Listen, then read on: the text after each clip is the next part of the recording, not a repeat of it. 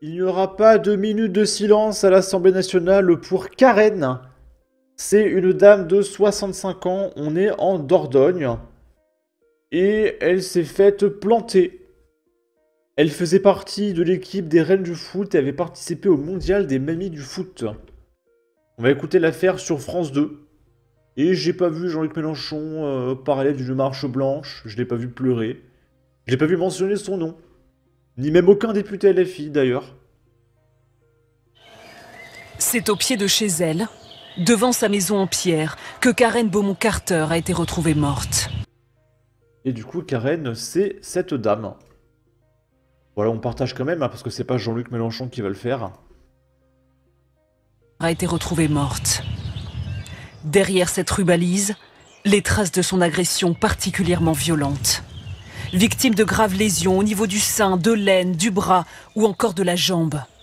Selon les mots de la procureure, il y avait une volonté de tuer. Ce Britannique la connaissait bien. C'était terrible. J'ai écouté hier matin, ma voisine m'a visité pour me dire c'est très triste, c'est terrible. Cette voisine l'a croisée la veille du drame, alors qu'elle remontait le long de la route avec son chien. Vers 23 heures, donc j'ai vu les gyrophares. Donc bon, j'ai pensé à un malaise. À minuit, les gendarmes sont venus taper à la porte pour me dire donc il y avait eu une agression. Si j'avais entendu quelque chose ou vu dans la journée, non, j'ai pas remarqué quelque chose vraiment de bizarre. Karen Beaumont-Carter, 65 ans de nationalité britannique, n'était pas une femme comme une autre. Elle était bien connue en Dordogne. Elle faisait partie de l'équipe des Reines du foot. On la voit ici à droite, avec un grand sourire. Le club regroupe des femmes de plus de 50 ans, amatrices de football. Sur Facebook, ses coéquipières lui rendent aujourd'hui hommage. Nous sommes immensément attristés par le décès soudain de Karen, notre amie et reine du foot, qui laisse un grand vide dans nos cœurs. Toutes nos pensées vont à ses proches. Il y a à peine un mois, avec le maillot numéro 12, elle foulait les pelouses de ce terrain en Afrique du Sud pour le mondial des mamies du foot. Le soir du drame, c'est un homme qui l'a fréquentée depuis quelques semaines qui l'a retrouvée inanimée devant chez elle. Il est ressorti libre de son audition. Toutes les pistes sont envisagées. Ok. Ensuite, il y a Alice Cordier qui va nous parler de 3 femmes qui se sont faites pointer dans la circonscription de Clémence Guettet. Mais bizarrement, elle n'en parle pas. Voilà, c'est bizarre. Nous savons maintenant que le responsable du pointage de la gamine au parc interdépartemental des sports à Choisy-Créteil est un ressortissant guinéen. Il avait pointé 2 autres dames au même endroit. Encore le même profil en fait. Ça s'arrête quand? Et il y a un gauchiste qui a répondu: toujours taper sur la LFI, la LFI, la LFI. 3 petits points. Oui, mais en même temps, s'ils arrêtaient de se comporter comme des merdes, peut-être qu'on arrêterait de parler de la France insoumise. En fait, mon cher Rigolax. Là, il y a un homme de 70 ans qui est victime d'une agression très méchante parce que c'est un monsieur de confession juive.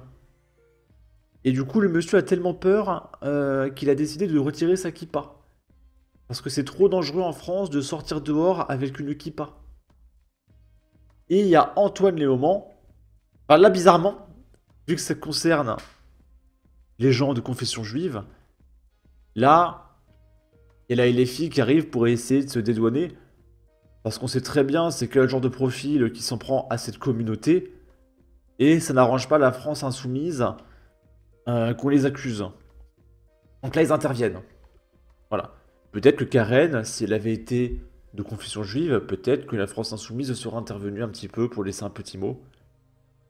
Antoine Léaumont qui nous dit: plein et entier soutien à ce monsieur qui a subi une odieuse agression très méchante. On ne peut tolérer qu'un homme se fasse agresser et insulter uniquement parce qu'il porte une kippa. L'auteur de ces violences a heureusement été arrêté. Il doit être maintenant jugé. Et il y a des gens qui sont pas contents. Comment peux-tu écrire ça alors que vous multipliez les ambiguïtés très méchantes depuis des années? Un exemple, et j'en ai 8 autres, Sébastien Delogu a posté une vidéo l'an dernier où on voit Louis Boyard, Mathilde Panot, Rima Hassan et du coup Sébastien Delogu jeter des cartons de pizza arborant l'écriture « four à pierre » sur un député de confession juive grimé en araignée. L'araignée, un symbole sous le Troisième Reich, four à pierre, pas besoin de te faire un dessin.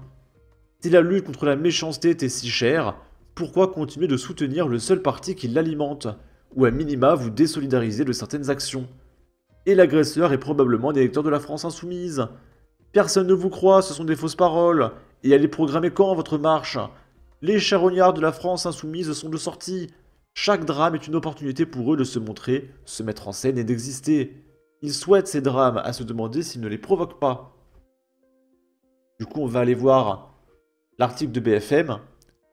Les faits se sont produits vers 19 h, mercredi, dans la petite commune d'Anduze, au pied des Cévennes, au moment où le septuagénaire, barbe blanche fournie, qui passe sur la tête est porteur de tzitzit, une frange qui dépasse des vêtements portés par les personnes de confession juive qui sont pratiquantes, et nourrissait des chats dans la rue, a détaillé le procureur d'Alès, Abdelkarim Grini. Pour le procureur, qui avait eu à gérer le début de l'enquête sur le meurtre d'Abou Bakar dans une mosquée, le caractère très méchant de l'agression est avéré par le déroulement des faits. Un homme de 45 ans aborde le septuagénaire et lui demande 1 € de façon agressive, ce que son interlocuteur refuse. L'agresseur l'insulte, alors il lui répond « Ah, tu es de confession juive !» selon le récit de la victime rapporté par le procureur. Il lui porte ensuite un violent coup de poing dans le dos, puis alors que sa victime est tombée à terre, lui inflige plusieurs coups de pied, tout en le traitant de sale personne de confession juive, à de multiples reprises, une trentaine de fois selon un témoin. L'auteur de l'agression est parti, et la victime a tellement honte et peur qu'elle dissimule désormais sa kippa. Mais une dame l'enjoint alors à la remettre, poursuit le procureur.